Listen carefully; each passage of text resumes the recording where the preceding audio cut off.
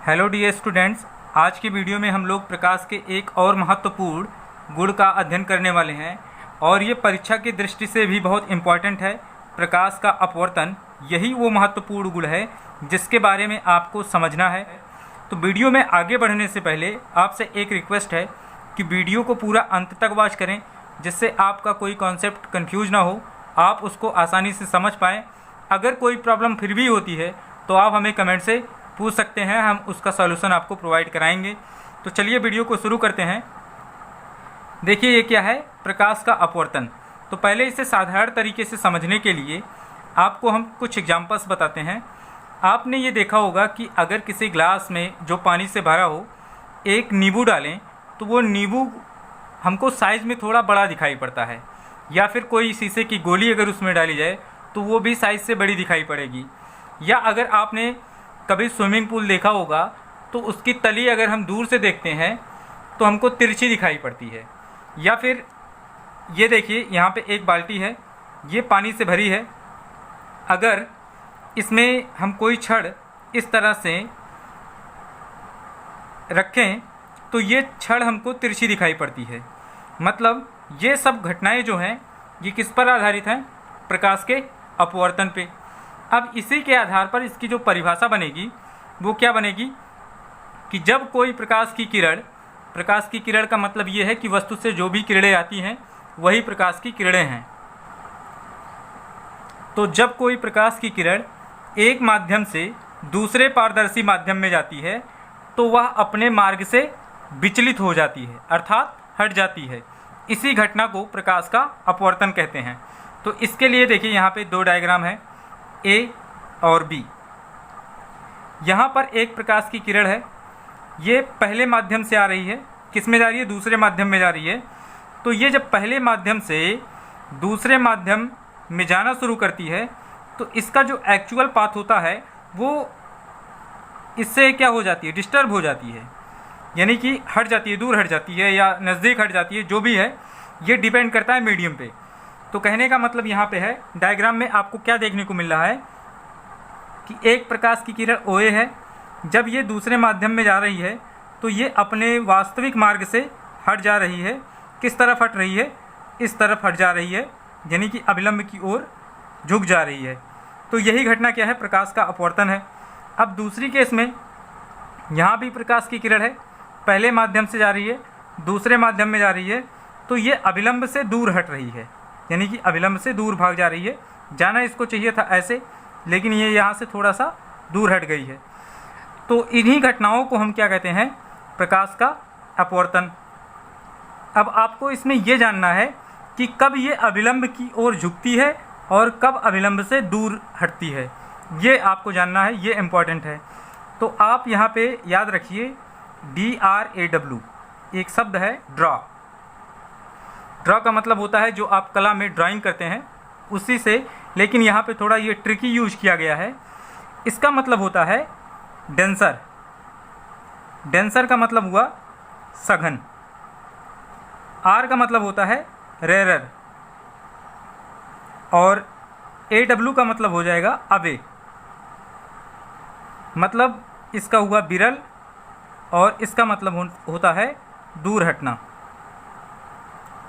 तो जब प्रकाश की किरण कहाँ से जाती है? सघन से विरल में जाती है तो वह अवे फ्रॉम द नॉर्मल हो जाती है। अवे फ्रॉम द नॉर्मल मतलब अभिलंब से दूर हट जाती है। तो ये देखिए यहाँ पे मैंने माध्यम एक को क्या लिखा है? सघन। तो जब सघन से किस में जा रही है? विरल में जा रही है, तो अवे फ्रॉम द नॉर्मल हो जा रहा है, यानी कि नॉर्मल से दूर हट जा रही है। और इसी का उल्टा आप याद रखें, जब ये वाला याद रहेगा तो आप इसका अपोजिट यहाँ पे याद रख सकते हैं, यानी कि जब कहाँ से? विरल से सघन में जाएगी तो ये अभिलंब की ओर झुक जाएगी। इसको याद रखेंगे तो ये केस जब आपको पता रहेगी तो आपको ये पता रहेगा कि सघन से विरल में जब जाती है तो अभिलंब से दूर हटती है। अब इसका उल्टा कर लीजिए, तो जब विरल से सघन में जाएगी तो ये अभिलंब की ओर झुक जाएगी। तो इस तरह से आप दोनों केसेस को अच्छे से याद रख सकते हैं। अब रही बात इसमें कुछ पॉइंट्स जो इंडिकेट किए गए हैं, थिंग्स क्या हैं वो हम आपको क्लियर कराते हैं। OA को कहते हैं आपतित किरण। OB को कहते हैं अपवर्तित किरण। यहाँ भी वही चीज़ है, दोनों फिगर्स में वही हैं। यहाँ पे x y ये क्या है, दोनों माध्यमों को अलग करने वाला पृष्ठ, जिसे कहते हैं अंतरापृष्ठ। क्या कहते हैं? अंतरापृष्ठ। और यहाँ पे O क्या है, आपतन बिंदु है। जिस तरह से परावर्तन में आपतन बिंदु होता था, उसी तरह से अपवर्तन में भी आपतन बिंदु है O। और n डैश या PQ जो यहाँ पे है, ये क्या है, अभिलंब है। अभिलंब है। ये क्या होता है, ये हमेशा अंतरापृष्ठ से 90 अंश पर ही होता है। अंतरापृष्ठ जो आपका है, इससे 90 अंश का कोण बनाता है ये अभिलंब आपका। तो यहाँ पे जो भी इंडेक्स हमने यूज किया है वो सब आपको हमने बताया। तो प्रकाश का अपवर्तन क्या है, इसकी परिभाषा आपको हमने बताई। तो यहाँ पे देख सकते हैं परिभाषा ऑलरेडी लिखी हुई है। जब कोई प्रकाश की किरण एक माध्यम से दूसरे पारदर्शी माध्यम में जाती है तो वह अपने मार्ग से विचलित हो जाती है। इसी घटना को प्रकाश का अपवर्तन कहते हैं।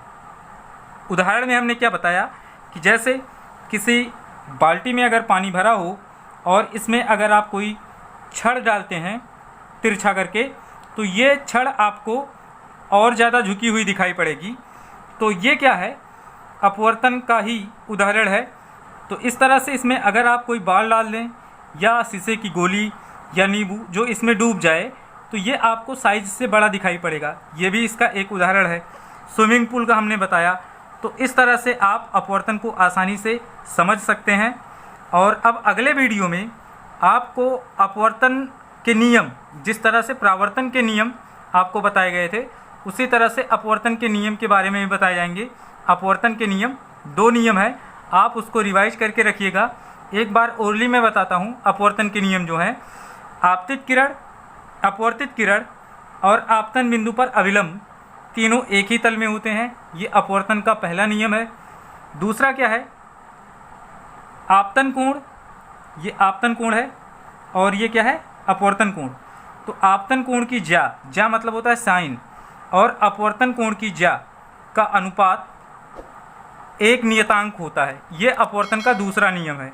तो ये दोनों नियम आप एक बार पढ़ लीजिएगा कहीं से भी। अगर आपको समझ आएगा तो अच्छी बात है, नहीं तो अगला वीडियो इसी पे आधारित होगा। अब यहाँ पे देखिए, आपको 1-2 चीज़ें और नोटिस करनी है। आपतन कोण जो होता है या अपवर्तन कोण, ये सदैव अभिलंब के साथ बनता है। अभिलंब के साथ बनता है। कौन? आपतन कोण। इसको I से रिप्रेजेंट करते हैं। I का मतलब होता है इंसिडेंट एंगल, R का मतलब होता है रिफ्रैक्टिव एंगल, मतलब अपवर्तन कोण।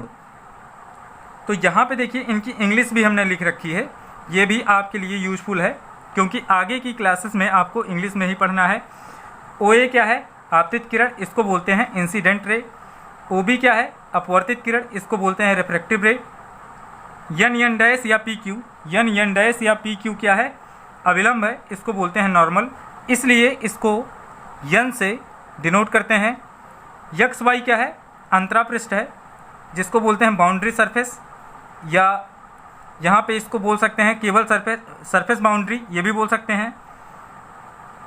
O क्या है? आपतन बिंदु, इसको बोलते हैं पॉइंट ऑफ इंसिडेंस। और I क्या है? Incident angle. R क्या है? अपवर्तन कोण, इसको बोलते हैं रिफ्रैक्टिव एंगल। तो आई होप जो भी यहाँ पे कॉन्सेप्ट था वो सब हमने आपको बता दिया है। तो आप अच्छे से इसको तैयार करके रखिए। अगला वीडियो किसके लिए होगा आपको हमने बता दिया है, अपवर्तन के नियम पर संबंधित होगा। तो अगर आपको कहीं कोई कन्फ्यूजन अब भी लग रहा हो तो आप हमें कमेंट से पूछ सकते हैं।